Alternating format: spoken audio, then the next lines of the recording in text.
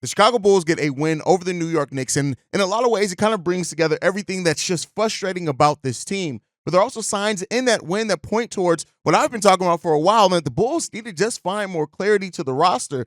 And I do think that this team can be in a much better place. We're going to talk about that, plus the injuries to Kobe White and Alex Caruso, and dive into the mailbag. All that and more right after this. You are now tuned in to Chicago Bulls Central, your number one place for all Chicago Bulls news and content.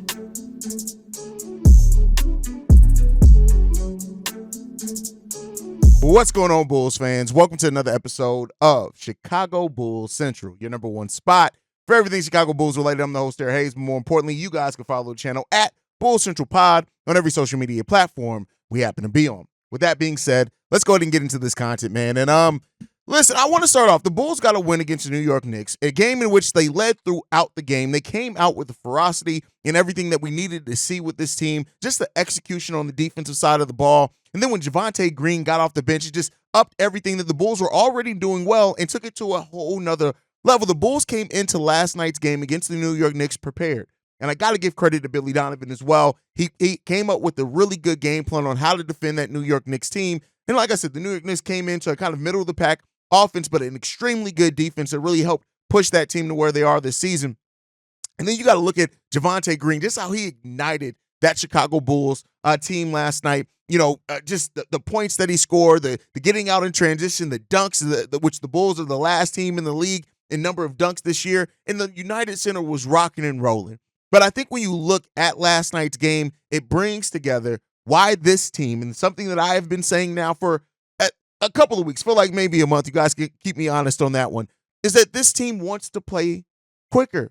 They want to play with a quicker pace. Not run and gun, but they want to play with a much quicker pace. And when you look at our roster, we have so many players that thrive when the Chicago Bulls are playing with a quicker pace. It's just there. It's evident, right? It's all throughout our roster. You look at Ayo Dosunmu, plays better with getting in transition, turning into one of the Bulls' best players in transition on top of that. Alex Caruso plays better in transition. Andre Drummond plays better in transition. Kobe White plays better in transition, right? You have Javonte Green now plays better in transition. And then you have players like Dalen Terry, who's learning and playing probably when he's playing his best, is also in transition, and it helps gain his confidence. We saw him take a player off the dribble to get to the rim yesterday. Torrey Craig can find his way playing faster. And that's not to blame it on DeMar and blame it on Vooch. I'm not saying it. DeMar has done an admirable job at filling in. That's why he had the 10 assists he had last night, is because that's how he can fit in on a more up-tempo type offense. And then, the defense and how hanging your hat on that defensive side of the ball just gets the Bulls easier looks on offense, and it makes them a more dangerous offensive team.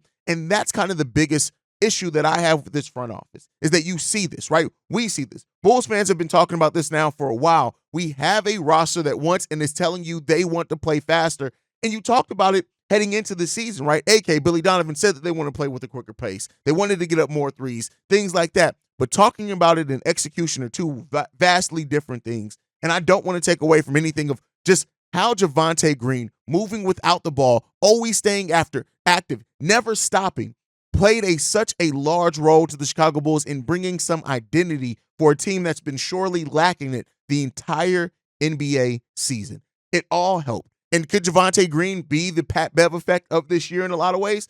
Absolutely. I think there are signs there that are saying that also. But when it comes down to it, man, this is why this team is so frustrating. It is so extremely frustrating as a team to watch this team, because you have games like last night against the New York Knicks, one of the teams that have been top. At one point, they were number one team in the East for a little bit of stretch there, and then Boston Celtics took it to a whole nother level. But outside of that, man, it's just, when it comes down to it, clarity is what this team needs more.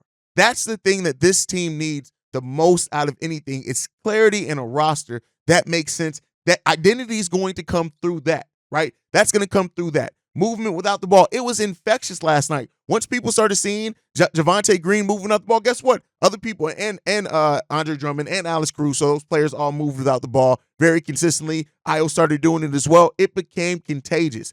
That is what you need, but that is why your coach is supposed to set that.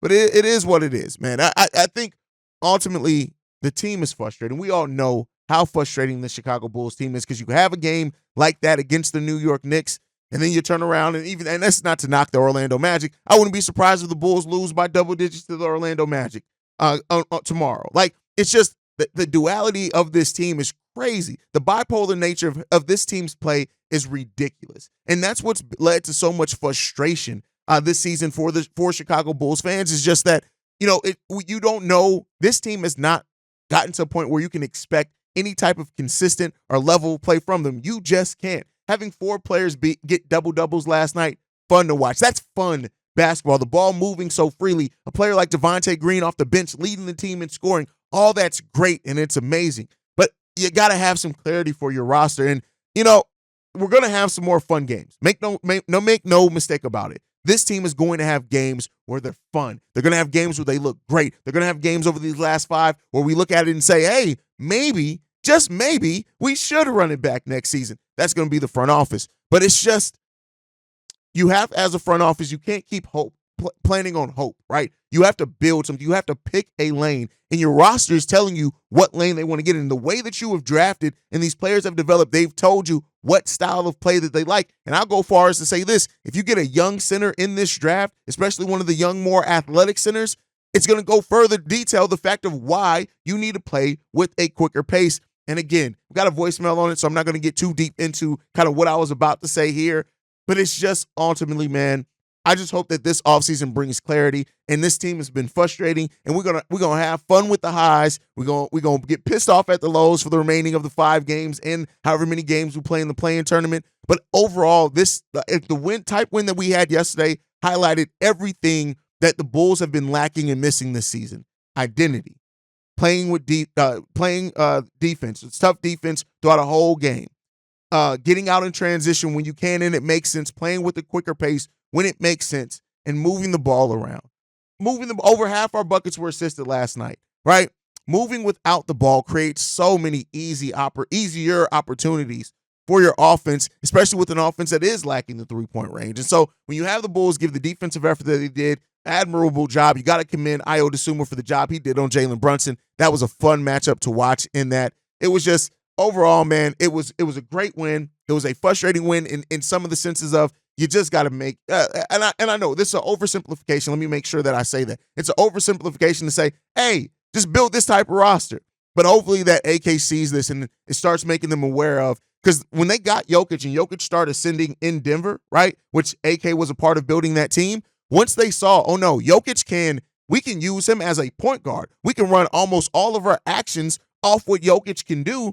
They started building a roster that made sense to do that. And it had to happen over a couple of years, right? But they did that, and slowly they got to the place where they were able to build that. Now, Jokic is a superstar. We don't have that yet on this team, but it's just, you have to start making sense of your roster, and hopefully the Bulls do that. Now, with that said, we had 2 bad injuries. Again, with the win, always something negative coming. That, again, the duality of the Chicago Bulls. Kobe White went down. It was said that he did walk out of the United Center under his own power and didn't have much of a limp, which is really good. Looks like Caruso also walked out under his own power as well.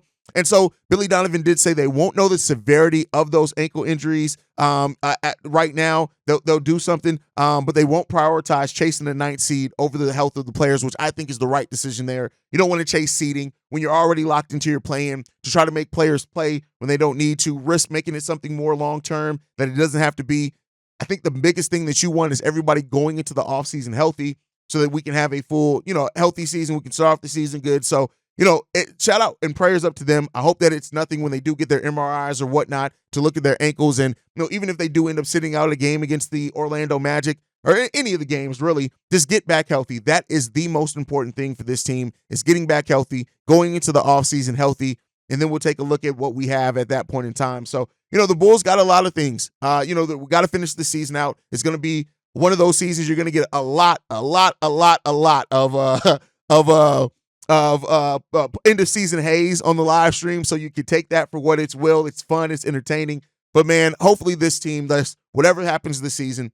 Clarity keeps coming, and this front office really takes what they're learning from with this team, and man, just keeps it pushing, and that we could just be better than what we have been this season, and do that for a large part of next season as well. But okay, enough of me yapping. It's Saturday. That means it's your show on today. We got 5 voicemails we need to get into. The first one, this one's from Cornelius. Hey, what's the word, King? It's Corn, man. First of all, man, I know the season's at the end, man, so I just want to say, man, thank you, man, for everything you did, man, for this season, man. Out of everything, man, you the one that brought pure, I'm not even gonna lie, man, you brought pure funness, man, to this goddamn fucked up season. So I appreciate you, man, for dealing with this bipolar team and this bipolar fan base, you know. I'm one of them. So, today, I want to get into these two players, Ion and Kobe. Let's go ahead and talk about it. You know, I ain't been leaving no messages, but, you know, I'm always watching, I'm always leaving comments, so I left no message. But I saw an episode, you and Pat talking about Ion Kobe can become the new version or version 2.0 of Captain Kirk, which is my favorite bull. If anybody want to know, Captain Kirk Heinrich is my favorite bull of all time, and Luol Deng. Okay, let's get into that. We won't know that, and we don't know that. The reason why, and I'm going to say this, and we all know the reason why. We haven't seen them lead a team by themselves yet. This team got veterans that's, let's just be real, that's holding them back. We knew what it looked like with Kurt and Dane because we saw them led by themselves. So we kind of saw what it would be, you know what I mean? And then we already know, we plugged in the man, D-Rose, and boom, we shot up. But we haven't gave Io and Kobe that shot yet. So for us to give them that props, we got to see them lead a season by themselves. And I believe they can do it. I just hope the GMs believe, Acme believes, you know. Let's see if they can do what Luol and Kurt did, build, and attract. Well, let's say this, they didn't attract anything. But then again, we knew how good they were. And we know how good Io and Kobe is too. So let's hope and pray that next season that they give them the fucking keys. Let's give Kobe, Io, and I'm going to say it, P. Will, the keys. Let them drive the ship. All right? Hey, man, I appreciate you for this season again, King. We'll talk soon in the draft. Blessings. First of all, thank you for the support, brother. And that's to everyone who supports Chicago Bulls Central. I know, like I always say, I'm the host here of the show, but this is everybody's show. This is our show. I would not be where I am if it wasn't for you guys, and that's just, not just empty words. I truly do mean that. You guys, for those who've been around, knows I've always given credit to the people here that help support this channel, help support the podcast side. It means the world to me. As a matter of fact, I'm going to ask you guys to do something else for me. If you're on the podcast side, go over to Apple Podcasts or Spotify, whichever one that you have. Leave a rating and review where it allows for that for Chicago Bulls Central. Even if you do watch on YouTube, it just helps the channel grow. And if you're on the podcast side, go over to the YouTube side, search Chicago Bulls Central. Just hit the subscribe button. It helps the channel grow as well. But to get to your question, I completely understand where you're going for. I don't like using the phrase that the vets are necessarily holding them back because I do think they help in some aspects as well. But there is something about having young players that can go out there, whether good or bad, that they learn through failure and succeeding. And that's what we got. That's why Kirk Heinrich and Luol Deng and Ben Gordon and those players were ever able to develop where they were, is because they were a young team and they just went out there and played basketball. Win or lose, it was on them to figure it out. They not to say that we didn't have some veterans over that time. PJ Brown is one that comes to mind, right? That we had other players as well that you have still veterans on that, but those guys were the prioritization on those teams, right? And they were able to develop by sinking or swimming. Now, everybody's not going to develop through a sink or swim mindset, but I do think, especially when you look at Kobe and Io, they've shown that they're ready to at least try to carry that. And I know some Bulls fans say, well, the Bulls won't win as many games if we didn't have DeMar. And you're absolutely right. I'm not at all saying this thing of, well, the Bulls will win more games if you just take that old ass DeMar DeRozan on the team. I'm not saying that. But I'm saying that after that initial step back, you could take a better longer term step forward because they don't have the safety net of DeMar DeRozan. They got to figure out how to close those games. And there's going to be some games where they absolutely lose and they get their ass kicked because they don't know how to close. But then you say and look at it and they learn from that, right? So, it really comes down to this front office still prioritizing winning. That's the thing. When the front office truly prioritizes player development, which they've done in a way with the player development staff, I can't deny that, but it's nothing that really simulates in-game, right, development. So until they do that, we're always going to have that question in the back of our minds of, can they do that? But that's a great voicemail, Corn. great thought out thing there, and I completely agree with everything you laid out there. Great points made by Corn there. All right, let's get into the next voicemail. This one's from Vaughn. What's up, Hayes? This is Vaughn. I was just wondering, what do you prefer the Bulls starting lineup and I guess your 9-man rotation, like players that you would keep, like a Torrey Craig, Javonte Green? Would you try to look to move Javon Carter? What would be your decision on DeMar or Zach or Vooch or whoever? I guess if the team was in your hands today, which direction would you take it? Maybe this is a part of your off-season content, so if you can't answer that right now, I want to say that for later. I understand that too, but overall, yeah, I'm just wondering what way would you take this team as far as your starting lineup and then your 9-man rotation that you would like to see. Appreciate it. Peace. Off-season decisions. Here's what I got on this, brother. It really depends on a lot of things that I won't be privy to. Like, to me, I think that you search the market for what you can get for Zach LaVine, which the next voicemail after you is actually a trade that we have idea for Zach LaVine from a listener. But I think you look at that and they're going to explore that. And that doesn't mean they're gonna come to that realization, but you have to ask yourself, overall, I want to bring clarity to the roster. I don't think you can move Javon Carter. I don't think anybody's going to take him. But I think that my first prioritization is to say, all right, as I said in the first segment, this is the play style that our roster is telling us that they want to play. How do I make enough moves to get as closest to playing that style more consistently? It's going to be hard to just make moves this year immediately playing that play style, but filling that out. First starts with the draft. Khalil Ware is a player that, especially if you're going young, athletic, and you want players that can get out and run in transition, he can block some shots. Khalil Ware is somebody that I would prioritize in that draft. Again, depending on the draft order or some things like that, you'll end up seeing with that. But, when it comes to Zach, when it comes to DeMar, I'm not paying DeMar $25 million a year. I wouldn't. And that's why I always like to say and preface it with this, DeMar has earned that money.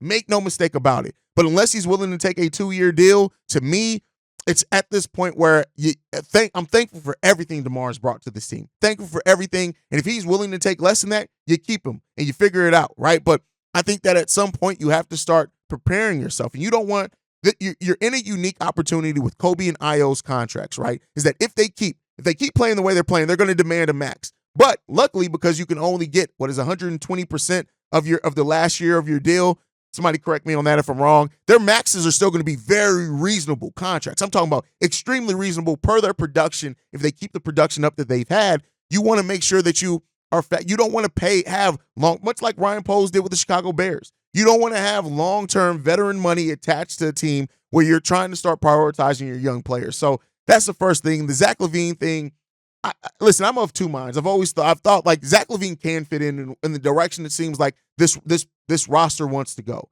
Is he worth the $45 million? That's always going to be a question that everybody has. I'll let y'all argue over that. I'm not really going to do that. But I think there's something to be said if you can break up that money as well over multiple players that can help add depth and things. Maybe that's the place you're in with seeing how Kobe and Io have grown and what you do in the draft this year. Maybe, right? But I think that you don't want to take a bad deal either in Zach LaVine, but you may have to take a deal that is less than what you initially expected for. So, as the offseason goes, I have more detailed kind of analysis on that. I think the direction the Bulls go in the draft is going to tell a lot for what they're going to do with the rest of it. And we'll see. But great question, Vaughn. Keep them coming. Don't stop. Even if it is offseason content, keep the questions coming, brother.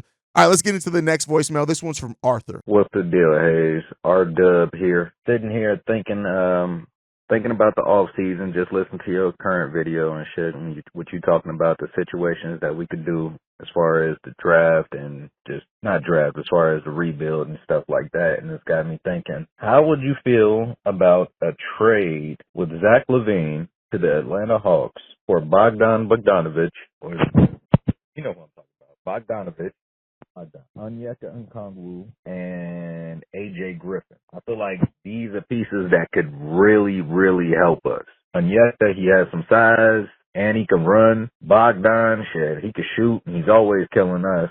And AJ, he's a spark plug. He got energy, and he beat us one time. He gamed us. So let me know what you think about that. I actually like this trade, and I think that this is the type of deal that you can be looking to get back for Zach LaVine, where you're getting 3 players back that can all help contribute. Yeah, none of them are going to be what Zach LaVine was, right? But you're adding depth. You're adding a two-way player in A.J. Griffin for sure. Onika, I like a lot. Now, I will say this. It depends on what you do with the big, because if you draft a big, I don't think you necessarily want Onika. But again, and Bogdanovich. Bogdanovich is one of those players as well that I think can really fit on any team. They're all on the deals work as well per the salary cap. So that's another good thing and an idea there. You really thought that one out. But a 23-year-old center in Onika as well, like, now, we do have Adama Sanogo there, and you got to kind of ask yourself that, but he's a player that's already played at the NBA level.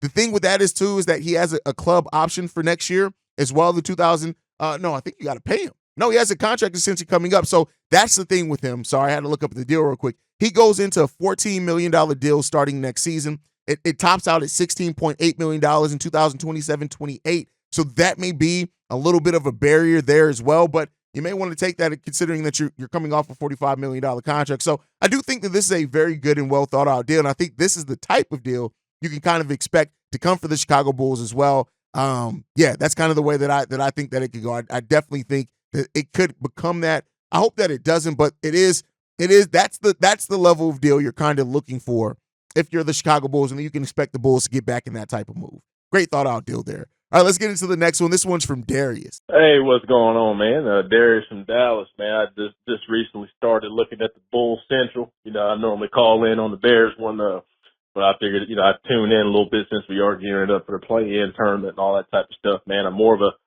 baseball and football fan, but I do keep up with my Bulls. But I will say this, man, as far as what we should do, I don't think we're in a rebuild type situation. I think we're in a retool type situation.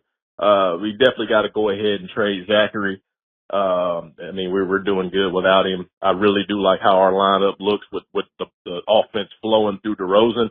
I was at the game here in Dallas when they first did that lineup with DeRozan in there when Zachary was out. And I love the way it looked, man.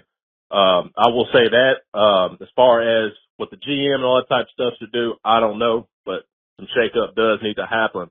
But on the fan standpoint, here's what we got to do a better job of, man, because we're turning into the daggum Dallas Cowboys of the NBA. All right, we just show up to these fucking games just to be in the environment, and we don't even care if it's a losing product or not, dude. I think the fans got to put a little bit more pressure on these Bulls front office, man, because over the years, we just go into the games just because it's a nostalgia type thing, and that's cool. But, man, if they ain't putting no winning product on the floor, man, it's time to do something. We got to stop just showing up and rooting and cheering for these motherfuckers.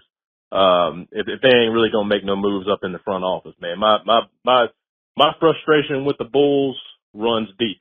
That's why I don't even watch too many games. I'll catch one every now and then, man. We got talent on the team, but they got to do something, dude.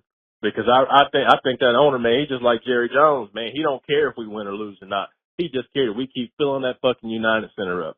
So maybe we need to stop doing that, you know? I don't know, man. You tell me. I don't see any sort of progression. You know, we're the Dallas Cowboys, man. We mediocre during the season. Every now and then we have some good seasons. Then we get to the fucking playoffs. It's one and done. We all know that. We all know it's one and done. So, I don't know, man. But I decided about a year or two ago that I was going to stop. I'm not saying I'm not a Bulls fan. I'm always going to be a Bulls fan. But I'm not fixing to be breaking my neck to watch every game if that front office ain't gonna do nothing to put a good product on the floor, man. We got too many contracts that need to be moved around. It's just time to retool. Got to get Zachary out of there. Got to get Patrick Williams out of there. Got to get Vucevic out of there, and then let's run it. That's how I feel about it. And let's see what we can get from them players, and hopefully we can put a good product on the court and get this franchise back to its glory days, man. Take us up there now. Shout out to Darius coming over from Chicago Bears Central, man. Here's what I'll say. Progression for the Bulls, it's not linear. And I get what you're saying on moving Vooch. Nobody's going to take Vooch's contract, unfortunately. I don't think that anybody's going to take it right now. The Bulls are kind of locked into that deal. So I think ultimately the Bulls have to start setting up that succession plan. You have to be smart in this year's year. You got to hit on this year's first-round pick. You have to. I think that's the first thing. I think prioritizing your young players, which you've started to do some with Kobe and Ayo, and seeing their growth and development as well. But I think we're going to go through tough periods. We're going to go through tough periods. Or there's one of two options that this can go for the Bulls. Either we're going to go through a couple of seasons of actually probably only winning 25 to 30 games, which is even worse than what we've been doing this season, right?